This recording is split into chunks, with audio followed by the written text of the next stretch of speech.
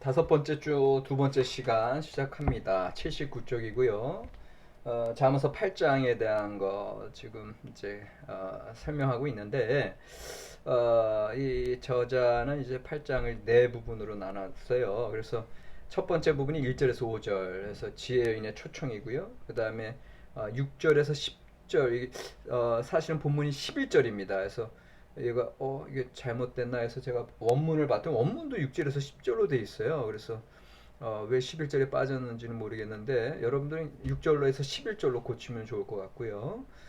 그래서 여기서는 이제 초청하는 내용, 그 지혜 여인의 입에 진리와 의를 따라오라고 하는 거, 그 다음에 금보다 낫다라고 하는 거, 지혜 여인의 말씀을 쫓는 게 그것이 이제 첫 번째 섹션이면, 두 번째 섹션이 이제 12절에서 16절, 그다음에 17절에서 21절 이렇게 연결되잖아요. 그래가지고 12에서 16절은 나 지혜를 이제 소개를 하고 있고요. 어, 자, 마이크. 이 마이크가 지금 떨어져 있었습니다. 죄송합니다. 아까 말씀드린 게 잘 들렸는지 모르겠는데, 이 두 번째 연설 부분 우리가 이제 들어가고 있고요. 첫 번째 부분이 1절에서 5절, 그 다음에 6절에서 11절, 그 다음에 두 번째 부분이 12절에서 16절, 17에서 21절. 그래서 내 지혜, 나 지혜에 대해서 소개하고 있고, 그 다음에 17에서 21절 이제 만남과 혜택이다 이렇게 나오는데, 근데 이제 여기 80쪽에 보시면 특별히 요 1절에서 이제 11절까지의 내용은 그 지혜 여인은 그 인용문 밑에 두 번째 줄, 지혜 여인은 청중에게 자신을 신뢰하며 믿으라고 권한다. 그는 제자들과의 관계성을 추구하고 있다. 그러니까는 지금 요 관계성에 대한 거를 지금 강조하고 있어요. 이 클리포드가. 그 관계성 강조는 이미 지난 시간에 이제 에도 우리가 이제 본 부분인데 66쪽이에요. 66쪽에 보면은 요거는 제가 강조 안 하고 팍 지나갔는데 66쪽 교재 보시면 밑에서 하나, 둘, 셋, 넷, 다섯, 여섯, 일곱, 여덟 번째 줄에 보면은 충실한 관계성. 그러니까 뭐가? 중심 사상, 중심 상징. 중심 상징은 굳건한 신뢰를 바탕으로 하는 충실한 관계성이다. 그러니까 지혜의 목소리가 계속해서 들리는 거에 있어서 사실은 충실한 관계성을 계속 독려하는 거다. 그것이 목적이다. 그 다음에 그 관계성은 다양한 관계성, 특별히 지혜인과의 관계성, 스승과의 관계성, 아버지, 또 부모, 아내와의 관계성 등을 이제 충실하게 갖게 하기 위해서 지금 지혜에 대한 음성이 계속 들려온다는 거고요. 이 관계성을 생각하는 순간 바로 잠언서는 바로 율법의 계약사상에서 하나님과 이스라엘 백성과의 관계성의 충실성에서 헤세드가 나오는 것처럼 결국은 이 충실하다는 의미 자체가 헤세드거든요. 그러니까는 결국은 잠언서도 율법에 기반한 어떤 충실한 관계성을 중심으로 하는 것. 그러니까 모든 것의 기본이 하나님과의 관계성, 또 사람들과의 관계성. 이게 이제 잠언서의 근본적인 어떤 교육의 방향이죠. 그 관계성, 교육의 목적이면 목적이고, 그렇게 이제 이해하시면 잠언서를 더 잘 이해할 수가 있고요. 그 다음에 이제 여기서 나타난 것처럼 80쪽에 해석사에서 가장 관심에 집중이 된 부분은 세 번째 부분. 이 세 번째 부분이 뭐예요?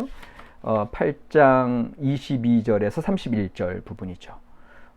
그래서 이 부분을 기본적으로 한번 여기서 읽어보면, 여호와께서 그 조화의 시작 곧 태초에 일하시기 전에 나를 가지셨으며, 여기서 나는 지혜 여인이에요. 의인화된 지혜 여인에 대해서 쭉 설명하는 거죠. 그러니까는 이미 태초부터 지혜 여인이 있었다, 지혜가 있었다라는 거고, 만세 전부터, 태초부터, 땅이 생기기 전부터 내가 세움을 받았다. 이건 뭐냐 하면은 모든 것 이전에 태초로 창조된 게 이 지혜라는 거거든요. 아직 바다가 생기지 아니하였고 큰 샘들이 있기 전에 내가 이미 났으며, 81쪽, 산이 세워지기 전에, 언덕이 생기기 전에 내가 이미 났으니, 하나님이 아직 땅도 들도 세상 진토의 근원도 짓지 아니하셨을 때에라. 그가 하늘을 지으시며 궁창을 해면에 두르실 때 내가 거기 있었고, 그가 위로 구름 하늘을 견고하게 하시며 바다의 샘들을 힘있게 하시며 바다의 한계를 정하여 물이 명령을 거스르지 못하게 하시며 또 땅의 기초를 정하실 때에 내가 그 곁에 있어서 창조자가 되어. 아까는 태초에 모든 거 이전에 창조된 자라고 얘기했잖아요. 근데 여기서는 창조자가 되었다. 하나님이 지으셨을 때. 그러니까는 하나님과 협력으로 창조를 했다는 얘기인지 아니면 하나님의 어떤 창조의 능력으로서 본인이 창조를 했다는 소리인지 참 많은 해석의 가능성을 열어두고 있고요. 날마다 그의 기뻐하신 바가 되었으며, 근데 또 창조자인데 또 하나님의 기뻐하신 바가 되었다. 이건 또 무슨 소리인가? 항상 그 앞에서 즐거워하였으며 더군다나 이제 사람이 거처할 땅에서도 즐거워하며 인자들을 기뻐하였다. 이렇게 나오면서 이게 하나님 앞에서도 기뻐했고 또 인자들 안에서도 기뻐했고 결국은 신성과 인성을 잇는 어떤 매개자 역할로 또 주석가들이 보고 있고, 그러니까 상당히 8장은 해석이 이제 난해한 부분입니다. 81쪽에 그 설명하는 부분을 봅시다. 이 부분은 지혜 여인의 권위를 정초한다. 지혜 여인의 이제 권위를 이제 딱 세운다는 소리인데, 지혜 여인의 권위가 벌써 태초부터 있었고 하나님과 더불어 있었고 하나님과 함께 창조자가 되고 기뻐하신 바가 되었다. 그러니까 지혜 여인의 권위를 이제 어느 누구도 도전할 수 없는 거죠. 왜 제자들이 지혜 여인을 신뢰하고 믿어야 하는가? 이유는 지혜 여인은 다른 어떤 것보다도 먼저 창조되었기 때문이고 최고 영광의 상징이다. 그러면서 이제 본문은 이제 두 부분으로 나뉘는데, 첫 번째 부분이 지혜 여인이 만물보다 앞서 태어난 거, 지혜의 기원에 대한 거. 두 번째 부분은 창조의 기간 동안 지혜 여인이 야훼와 더불어 있었다라고 하는 거. 어떤 지혜의 역할이거든요. 지혜의 기원과 역할에 대한 것이 나타나는데, 특별히 그 역할에 있어서는 창조자 해가지고 이게 이제 8장 30절인데 창조자 아몬 이제 히브리어로 아몬으로 이제 번역된 단어, 요게 논쟁거리다 이거죠. 왜 논쟁거리냐 하면은 그 고대 세계에서 이 단어는요 창조자의 의미도 있지만 아몬으로, 근데 아몬을 아문으로 읽으면 이제 히브리어는 자음문자예요. 그래서 모음이 나중에 붙여졌기 때문에 이게 아문으로 읽게 되면은 요거는 사랑스러운 자, 이제 그 아만, 키우다, 양육하다의 이제 수동 분사용으로 쓰여서 아문으로 읽는 거거든요. 그러니까 아몬 할 때는 창조자 내지는 창조의 명공, 근데 아문으로 읽으면 사랑스러운 자, 아이, 이렇게 번역된단 말이에요. 그러니까 이거 번역 자체가 벌써 두 가지 다른 옵션이 생기게 되고, 그런데 이제 기존의 학자들은 사실은 이제 고대 근동의 배경에서 해석할 때 여기 아카드, 움마누, 곧 현자, 기술자, 요게 이제 아몬과 관련돼 있는 거고요. 더군다나 이 아카드 단어는 메소포타미아에서 대홍수 이후 살았던 존경할 만한 현자들에게 움마누라는 단어가 사용되는데, 그들은 인류에게 문화를 가져다 주었고 지식을 전문화하였다. 결국은 지식을 전수했다고 하는 면에서 8장을 이 단어를 적용해서 지혜는 82쪽 지혜는 천상의 존재이고 인류에게 유익한 지식을 수요하는 것으로 묘사한다. 그러니까는 그만큼 지혜가 여기서는 이제 어떤 창조자, 기획자, 이런 걸로 고대군동 배경과 연결해서 그렇게 이제 읽는 주석가들이 있고요. 이제 클리포드 같은 경우는 요 이제 지혜를 창조의 명공 이렇게 이제 본다면 아까 말씀드린 사랑스러운 자 아이 아문으로 읽는 건 이제 레오포듀라고 하는 학자가 한국 장로교 출판사에서 번역한 인터프리테이션 잠언 시리즈에서 요 사랑스러운 자 아이로 읽어요. 왜 아이로 읽냐 하면은 여기 보면은 내가 그 곁에 있어서 그 사랑스러운 자가 되어, 그 창조자가 되어가 아니라 8장 30절을 내가 그 곁에서 사랑스러운 자가 되어 날마다 그의 기뻐하신 바가 되었다. 이렇게 해석을 해요. 왜냐하면 이 앞에 보면은 태초에 일하시기 전에 나를 가지셨다 이렇게 얘기하잖아요. 그러니까 태어난 거야. 모든 것보다 이 지혜의 여인이 태어났어. 그리고 어떻게 보면 딸 바보 여인 이제 여성화되어 있으니까. 그래서 하나님께서 그 지혜 여인을 창조하시고 이게 너무 예쁜 거지. 그래서 그리고 그 지혜 여인의 어떤 그런 성향으로서 이 땅을 지혜롭게 질서 있게 창조를 하신 거거든요. 그래서 다시 8장 30절을 번역을 하면 내가 그 곁에 있어서 사랑스러운 아이가 되어 날마다 그의 기뻐하신 바가 되었다. 그러니까 우리 부모님들이 그 어린 자녀들 보고 기뻐하는 것처럼 그렇게 기뻐하셨다는 거고, 항상 그 앞에서 즐거워했고, 그 다음에 딸도 그 지혜 어린이도 기뻐했고, 또 사람이 거처할 땅에서 즐거워했다. 이건 뭐냐 하면은 결국은 그 지혜의 발현으로 이 땅이 창조되었으니까 그 자기의 발현된 이 창조 세계도 기뻐할 수밖에 없고 인자들도 기뻐했다. 이렇게 이제 해석하는 주석가들도 이제 많아요. 그러니까 결국은 지혜는 만약에 이런 식으로 해석하잖아요. 그러면 여러분들 이 세상에서 하나님의 창조 질서대로 부합해서 합하고 살면서 기뻐하는 바가 곧 하나님의 뜻인 거예요. 하나님의 사랑스러운 딸로 태어난 지혜를 우리가 사모함으로 그 하나님의 그 지혜의 본성을 우리도 갖게 되면 우리 또한 하나님의 기쁨이 되고 이 세상 속에서 지혜의 창조를 계속한다는 소리거든요. 그러니까 이렇게 이제 번역하고 주석하는 그런 방향도 있고요. 세 번째가 있습니다. 세 번째는 여기 책에서는 안 나왔는데 우리 이제 대한기독교 서회 100주년 기념 성서 주석을 이제 총신대 이제 부총장 하시고 이제 명예 교수님인 김정우 교수님이 그걸 쓰셨는데, 김정우 교수님은 여기서 나온 아몬을 이제 이제 아까 아만 하면은 키우다라는 의미도 있지만 또 확인하다, 확증하다 이제 이런 의미가 있어. 그래서 이분은 이거를 이제 에문으로 읽어서 이제 에무나 해가지고 신실함 이렇게 이제 형용사형으로 가는데 여기를 그거를 아만으로 읽어서 확인하다 이제 이렇게 읽어요. 그러면 이게 30절을 다시 또 번역하면 내가 그 곁에 있어서 증언자가 되어 확증하는 자가 되어 날마다 그의 기뻐하시는 바가 되었다. 이건 뭐냐 하면은 하나님 앞에 그 모든 창조 세계의 증인, 목격자가 된 거예요. 그래서 지혜라고 하는 건 뭐냐면 하나님의 모든 창조 세계의 질서와 균형과 조화를 확증해 주는 자예요.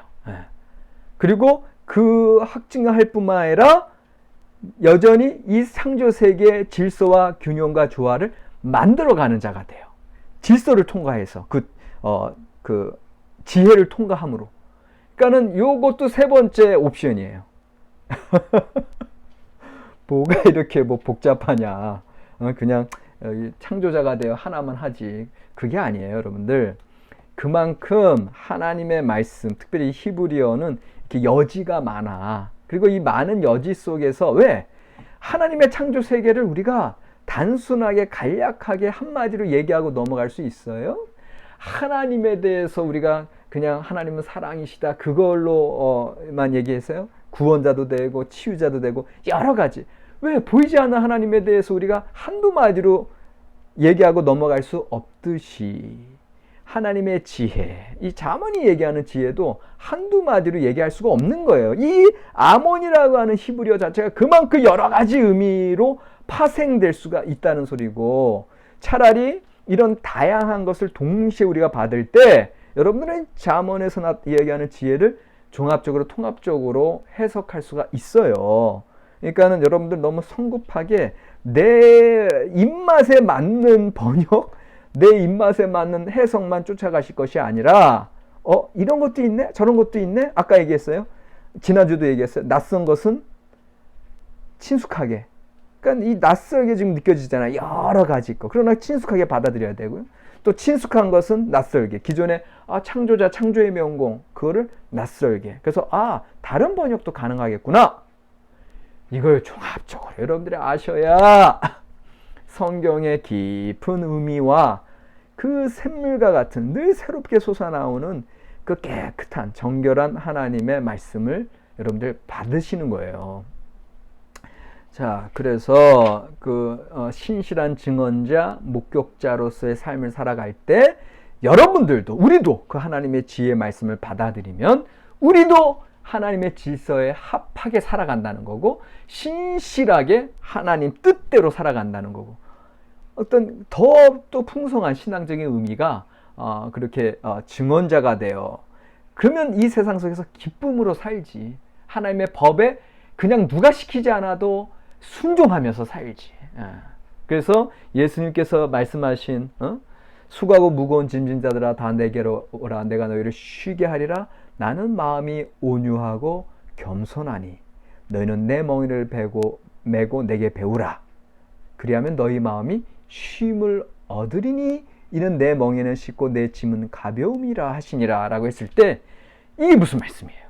결국은 하나님의 뜻을 순종하고 하나님의 말씀의 율법에 부합하는 삶, 그 지혜의 질서에 합한 삶을 살아갈 때 우리의 삶은 쉽고 기쁘고 날마다 즐거움이 없다. 이런 삶이 펼쳐지는 거거든요.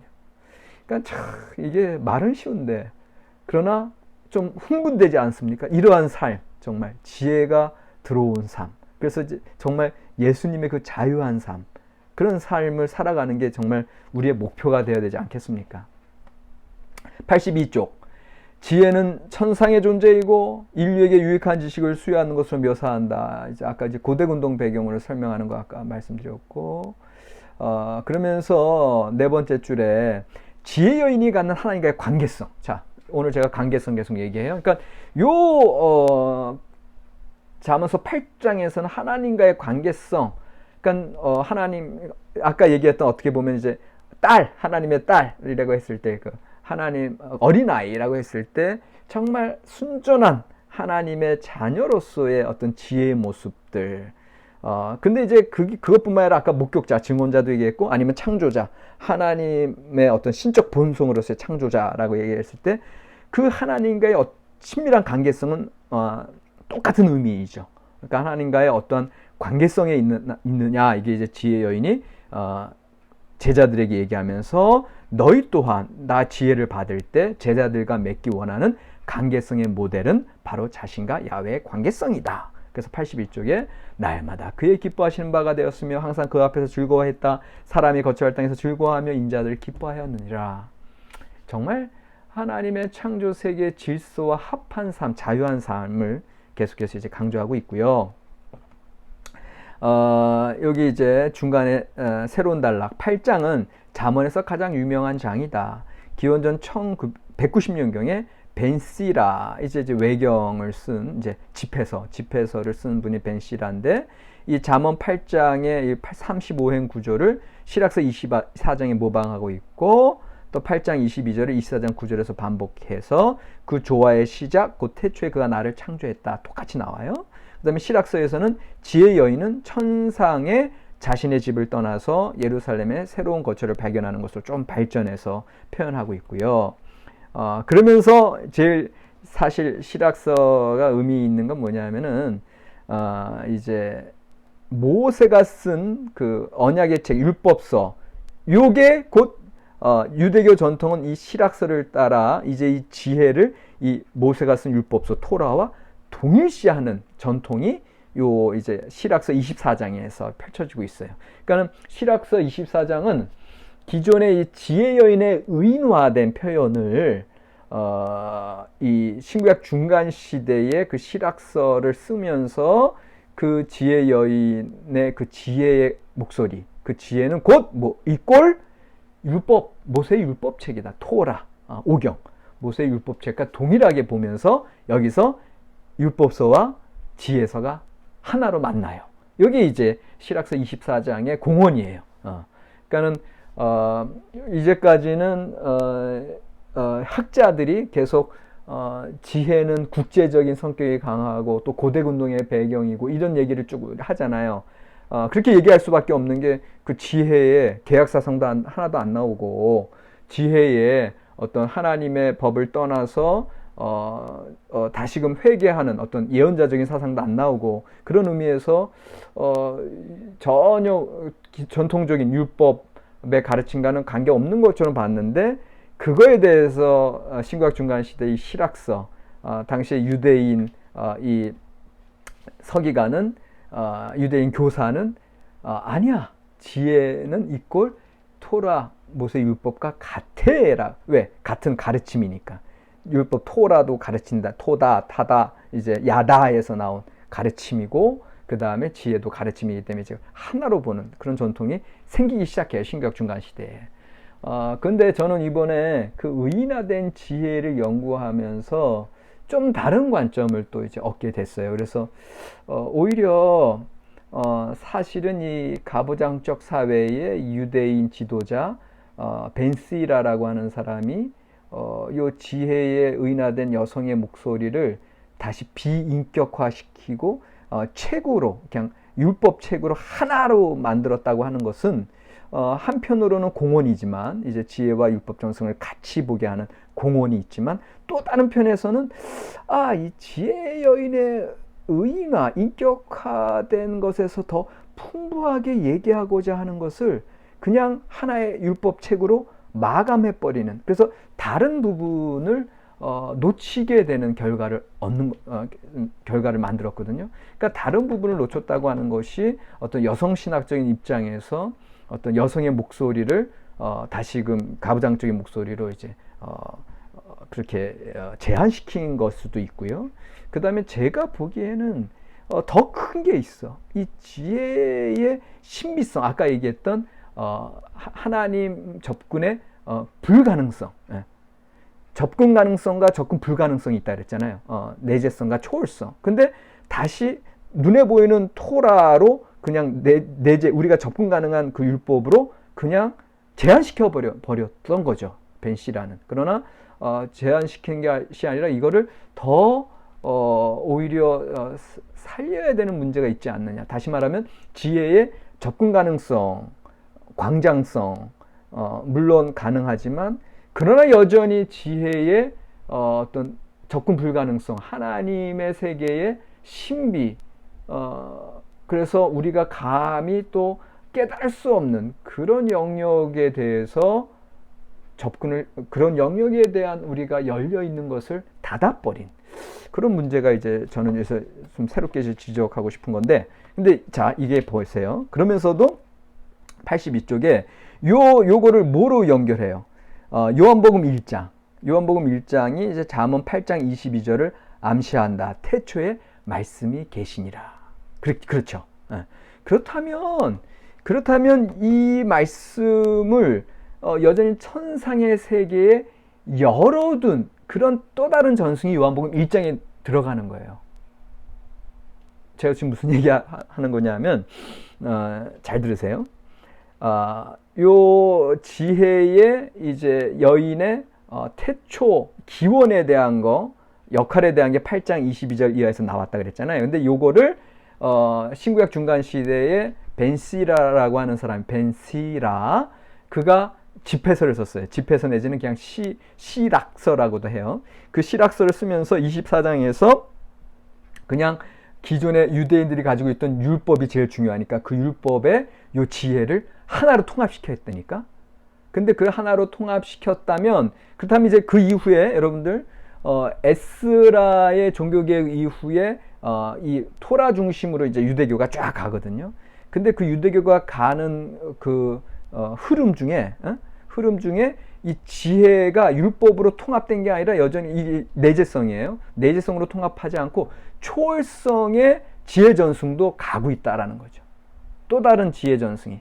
그래서 그 초월성의 지혜 전승이 요한복음으로 들어가서, 요한복음 1장으로 들어가서 태초에 말씀이 계시니라, 이 말씀이 하나님과 함께 계셨으니 이 말씀은 곧 하나님이시니라 하면서 요한은 창세기 1장 하나님이 이르시되 빛이 있으라의 말씀, 헬라어 로고스 기독론이 드러나면서 바로 신약성경 헬라 시대 때 새롭게 열리는 하나님의 위격화, 이제 삼위일체 이론은 또 물론 이제 초대교 이후에 이제 나중에 아다나시우스, 아리우스파 이제 나중에 종교 회의에서 이제 결정이 되지만 어쨌거나 헬라 시대 때 열리는 하나님에 대한 이해, 성부, 성자, 성령에 대한 그러니까 어떤 하나님의 새로운 위격하로서의 하나님의 아들 예수 그리스도에 대한 그 표현이 요한복음 1장에 나오는데 이 표현은 벤 시레가 얘기했던 그 지혜를 책으로 묶었던 율법으로 묶었던 그 전승이 아닌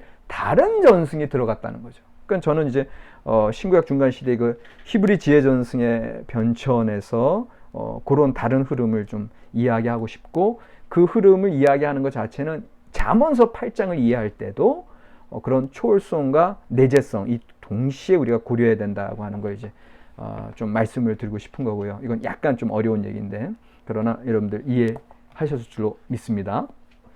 여기까지가 의인화된 지혜인에 대한 표현이 이제 이야기 설명이고 이제 83쪽에는 이제 지혜에 관한 교훈에서 이제 2장에 대한 건데 2장은 22줄로 돼 있다. 22절이죠. 근데 이게 히브리어 알파벳 숫자가 22개예요. 그래서 사실은 히브리어 이제 알레, 베, 기멜, 달레에서 타브까지 가는데 이게 마치 A, B, C, D에서 Z까지 가는 것과 마찬가지인데 항상 22절로 돼 있다고 했을 때는 A로 시작하고 1절은 2절은 B로 시작하고 3절은 C로 시작해요. 알레, 베타, 기멜, 달레 이런 식으로 시작해요. 근데 여기는 그렇게 시작하진 않고 물론 31장 현숙한 여인에 대한 31장 10절에서 31절도 22절이거든요. 여기서는 알파벳 순서대로 알렙으로 시작하고 베트로 시작하고 김멜 달렛으로 쫙 시작해서 탑으로 시작한 절로 31절로 끝나요. 그렇게 규칙적으로 진행이 돼요. 이게 알파벳 시예요. 그러니까 아크로베릭 시스템, 아크로베릭 순서다 이렇게 알파벳 순서대로 가는데 이 2장도 22절로 돼 있어서 그럴 줄 알았더니 꼭 그렇지는 않아. 왜 그러냐 하면 여기 84쪽 넘어오시면 그냥 알렙으로 시작하는 게 1, 3, 4, 5, 9절로 돼 있고 또 섹션 2에서는 12, 16, 20에서 이제 중간에 라메드로 시작하는 게 나와서 오히려 요게 그 목적을 드러낸다는 거예요. 그러니까 2장은 이런 알파벳 구조를 의도적으로 이렇게 5개 절은 알렙으로 시작하게 하고 3계절은 라메드로 시작하게 하면서 의도적으로 지혜의 덕을 바라는 요 의도성, 그 다음에 목적, 뭐뭇을 위하여 그래서 의인의 길로 나아가게 하는 그런 목적성을 잘 드러내고 있다, 잘 배치하고 있다. 요 설명을 이제 하고 있고요. 그 다음에 이제 어리석은 여인 경계해서 특별히 낯선 여인, 그 음료에 대한 경계들 이미 1장의 후반부에서도 나오고요. 그 다음에 이제 5장, 6장 20에서 37절, 7장에서 이제 쭉 나오고 있죠. 요거에 대해서는 이제 세 번째 시간에 계속해서 설명을 좀 하도록 하겠습니다.